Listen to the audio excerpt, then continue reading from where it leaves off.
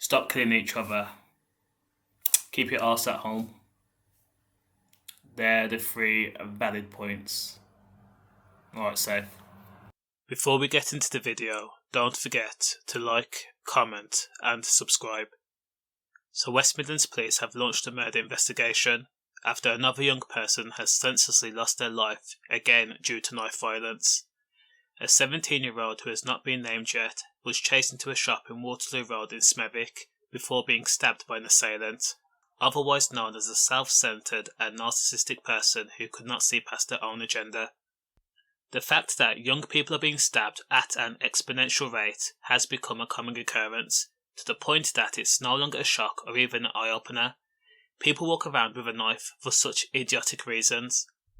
Instead of distancing themselves from potential or looming problems, idiots are all too willing to stalk their prey and end their life, without thinking about future implications, i.e. grieving parents that will never get over the loss of having to be told by police that the child was found lying in a shop entranceway with stab wounds, and knowing that their son or daughter died in the most heinous way, or the criminal effectively throwing their life away, and also forcing their parents to live with the fact that their child will now be known as a convicted murderer.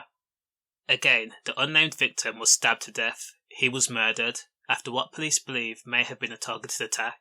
So far, the facts that have been established are: the victim was 17 years old. He was found with multiple stab wounds next to a white Ford Focus that had crashed in Heath Street, Winson Green at around 4:20 p.m. on May the 1st. The theory at the moment is that the 17-year-old was chased into the shop in Waterloo Road, Smethwick, and was attacked 10 minutes prior to the Ford Focus crashing. This loss of life was senseless in so many ways. To chase a person that had nowhere to go and to corner them in a shop is exasperating. It's not good enough that you stabbed another person, but to make matters worse you have to chase them and ensure that they die. What kind of hatefulness is that? According to the West Midlands Police, the victim may have been travelling in a white Ford Focus after being stabbed, before it had crashed. But once the vehicle crashed, multiple occupants inside the car fled the scene, and then the injured person had to fend for themselves, all the while dying slowly. The stabbing took place in a corner shop. Now it's a possibility that his friends left him alone to die once the Ford Focus crashed after the stabbing, which means that there are people out there that could piece together the series of events that led to the 17-year-old's death, though at the moment police are trying to establish who these people actually are.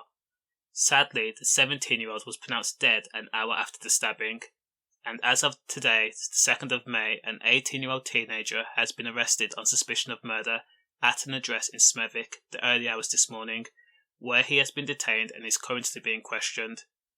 The more stabbings that occur, the more young people are going to feel the need to carry a knife, and that message is way misguided. There needs to be an intervention program or something, because this murder rate is getting out of hand.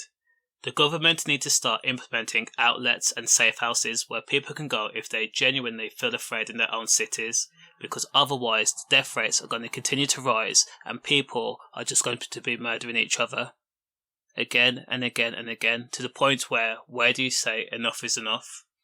All I can say is condolences to the 17-year-old's family and friends, and stay safe. Safe.